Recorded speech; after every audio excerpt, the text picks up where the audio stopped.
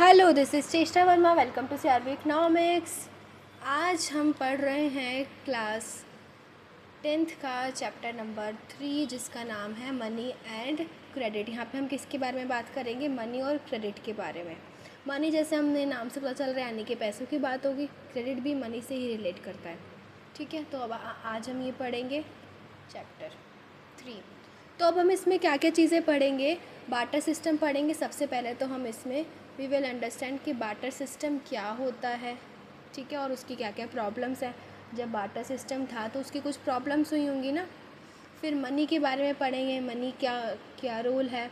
Modern forms पढ़ेंगे money की, और लोन एक्टिविटीज़ ऑफ बैंक पढ़ेंगे। फिर हम उसके बाद 2 क्रेडिट सिचुएशंस पढ़ेंगे, फॉर्मल एंड इनफॉर्मल क्रेडिट पढ़ेंगे, सेल्फ हेल्प ग्रुप यानी कि एसएचजीज पढ़ेंगे, और कुछ एनसीईआरटी क्वेश्चन एंड आंसर्स भी डिस्कस करेंगे। ठीक है, तो सबसे पहले हम देखते हैं, अगर हम बार्टर सिस्टम को समझना चाहते हैं तो बार्टर सिस्टम क्या होता है। ठीक है, तो बार्टर सिस्टम मनी के पहले एग्जिस्ट करता था, यानी कि जो बार्टर सिस्टम है उसमें क्या होगा? डायरेक्ट एक्सचेंज ऑफ गुड्स होगा। बार्टर सिस्टम में क्या होगा? Direct exchange of goods for goods without using money. बिना किसी मनी के यूजिंग के गुड्स का क्या होगा? एक्सचेंज होगा। जैसे कि अगर हम इसको एक एग्जांपल से देखते हैं, farmer exchange wheat for cloth with a weaver in ancient India, no money changed hands. Basically यहाँ पे मनी का ट्रांसफ़र नहीं हुआ। ट्रांसफ़र किसका हुआ? गुड्स का हुआ। वीट के बदले किसका ट्रांसफ़र हुआ? क्लोथ का। तो जहाँ पर गुड्स का ट्रांसफ़र होगा, गुड्स ट्रांसफ़र जहाँ पर होंगे, वो क्या होगा? Barter system. This is called barter system. ठीक है, तो अब इसकी क्या प्रॉब्लम्स हैं? तो ये जो है उसकी प्रॉब्लम्स हैं। हमारे पास क्या प्रॉब्लम्स आई हैं बार्टर सिस्टम की? ठीक है, तो सबसे पहले हम देखते हैं डबल कोइंसिडेंस ऑफ वांट्स होना चाहिए।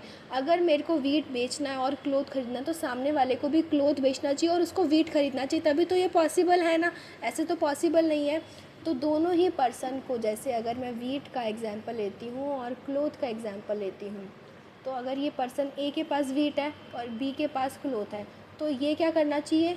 इसको वीट खरीदना चाहिए और पर्सन ए को क्लोथ खरीदना चाहिए। तो जब दोनों की ही विशेज़ फुलफ़िल होंगी तभी डबल कोइंसिडेंस ऑफ वांट्स होगा। तो ये ज़रूरी नहीं है कि हर एक केस में फॉलो करें हम।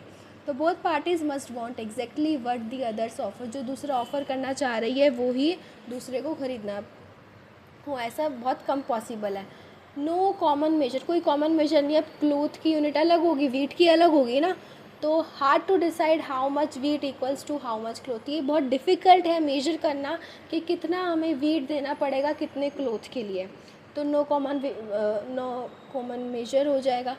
इंडिविजिबिलिटी यानी कि can not divide a cow to buy small items. अब जैसे मेरे पास काउ है, ये बड़ा प्रोडक्ट हो गया, तो यहाँ पे मैं उसको काट नहीं सकती ना कि मेरे को छोटा आइटम लेना। फॉर एग्जांपल वीट परचेज़ करना, बट उसमें ज़्यादा वीट आएगा, मुझे इतना चाहिए नहीं, तो मैं काऊ को तो काट के तो सेल आउट नहीं कर सकती ना। तो वो क्या होता है? इंडिविजिबिलिटी की प्रॉब्लम क्रिएट करता है, वो डिवाइड नहीं कर सकते हम। Lack of store of value, कुछ चीज़ों में क्या होगी? Lack of store of value, मैं उनको स्टोर नहीं कर सकती। जैसे कि पेरिशेबल गुड्स, जैसे कि fruits can not be store, मैं उनको स्टोर नहीं कर सकती। तो हमारे पास 4 प्रॉब्लम्स हो जाती हैं यहाँ पे। तो सबसे पहले है double coincidence of wants, second no common measure, third indivisibility, fourth हो जाएगा lack of store of value. ठीक है, तो इसमें देखो बोर्ड एग्जाम में क्या क्वेश्चन आता है? डबल कोइंसिडेंस ऑफ वांट्स का बहुत इंपॉर्टेंट क्वेश्चन आता है, 1-2 मार्क में बहुत कॉमन है। ठीक है, तो ये इंपॉर्टेंट था। प्रॉब्लम्स आपको पता होना चाहिए, डेफिनेशन पता होना चाहिए, और एग्जाम्पल भी आप लिख सकते हो। ठीक है, उसके बाद हम देखते हैं money as a medium of exchange. Money क्या काम करता है as a medium of exchange? अगर हम वो देखते हैं तो वो हम कैसे समझेंगे? तो money as a medium of exchange अगर हम समझते हैं, money acts as an intermediate in the exchange process. जब बेसिकली एक्सचेंज प्रोसेस होगा तो मनी एक इंटरमीडिएट के रूप में काम करेगा। ठीक है, यानी कि eliminating the need for double coincidence of wants. ये जो डबल कोइंसिडेंस ऑफ वांट्स है, उसकी जो नीड है उसको क्या कर देगा? ये ख़त्म कर देगा। कौन ख़त्म कर देगा? मनी ख़त्म कर देगा। ठीक है, क्योंकि अगर हमारे पास मनी होगी तो जो हमें सामान चाहिए हमने मनी दी और वो सामान ख़रीद लिया। तो मनी दी हमने और हमने कुछ भी परचेज़ कर लिया, फॉर एग्ज़ाम्पल क्लोथ परचेज़ कर लिया। ठीक है, तो यहाँ पे मनी के फीचर्स क्या हो जाएंगे? तो सबसे पहला मनी का फीचर हो जाएगा मीडियम ऑफ एक्सचेंज। मनी क्या करता है, act as medium of exchange, यानी कि we will use to buy and sell goods and services. हम मनी को यूज़ कर सकते हैं कि हमें कुछ भी ख़रीदना है या बेचना है। उसके बाद हम सेकंड बात करते हैं measure of value. Measure of value यानी कि हम इसको मेजर कर सकते हैं expresses prices of goods, common unit जो होती है, हमने देखा होगा कि हम मेजर कर सकते हैं किसी वीट को, क्लोथ को, तो कॉमन मेजर ऑफ वैल्यू होती है मनी के अंदर। थर्ड हो जाएगा हमारा स्टोर ऑफ वैल्यू। हम इसको सेव कर सकते हैं फ्यूचर के लिए भी, लेकिन बार्टर सिस्टम में क्या था, ये पॉसिबल नहीं था, हम सेव नहीं कर सकते, जैसे कि पेरिशेबल गुड्स का जो एग्जांपल था, बट हम मनी को स्टोर कर सकते हैं। फोर्थ हो जाएगा स्टैंडर्ड ऑफ डेफर्ड पेमेंट, यानी कि अगर हमें फ्यूचर में कुछ पे करना है या फिर कुछ कॉन्ट्रैक्ट साइन करना है तो हम मनी को यूज़ कर सकते हैं। Loans and future contracts possible.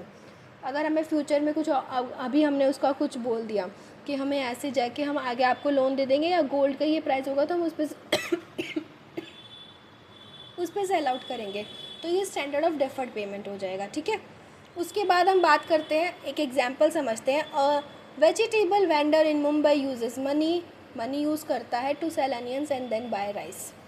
No direct barter needed, money decouples the two transactions. Basically वो मनी से ही अनियन खरीदता है to sell onions and then buy rice. वो बेच देता है अनियंस को और फिर उस पैसे से राइस खरीद लेता है। यहाँ पे बार्टर सिस्टम नहीं, यहाँ पे मनी का इन्वॉल्वमेंट हो रहा है। वो मनी से ही पहले मनी के थ्रू ही अनियन को सेल कर रहा है, फिर चावल खरीद लेता है। ठीक है, अब इसके बाद हम देखते हैं मॉडर्न फॉर्म्स ऑफ मनी।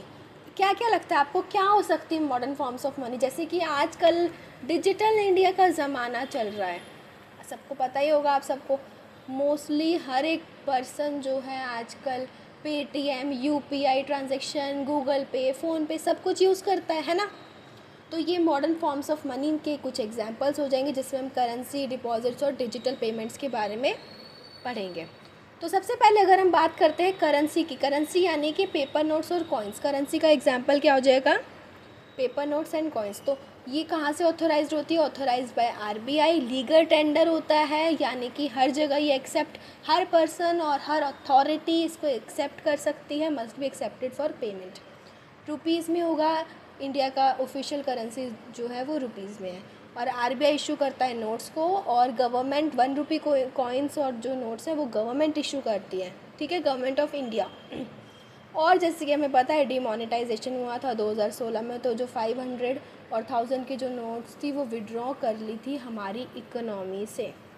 ये क्यों हुआ था, क्योंकि जो करप्शन था वो बहुत फैल रहा था, उसको रोकने के लिए ये डिमोनेटाइजेशन हुआ था। तो ये ईयर इंपॉर्टेंट है, क्वेश्चन आ सकता है। ठीक है, फिर हम बात करते हैं डिमांड डिपॉजिट्स की, डिमांड डिपॉजिट्स और बैंक डिपॉजिट्स की, जिसमें money deposited in bank accounts, जो मनी बैंक अकाउंट्स में डिपॉजिट होती है उसके बारे में इसमें आएगी। मॉडर्न फॉर्म है मनी की, हम डिपॉजिट तो कर रहे हैं ना। Can be withdrawn on demand, जब हमें चाहिए होती है हम चेक से या एटीएम के थ्रू निकाल लेते हैं। ठीक है, चेक रिटर्न ऑर्डर टू पे अ सर्टन सम, ये क्या करते हैं हम, चेक भी बेसिकली रिटर्न ऑर्डर है ना कि हाँ हमें इतने पैसे उनको पे करने हैं। Forms the largest part of money supply, जो डिमांड डिपॉजिट या फिर बैंक में जो डिपॉजिट है वो लार्जेस्ट पार्ट होता है मनी सप्लाई का।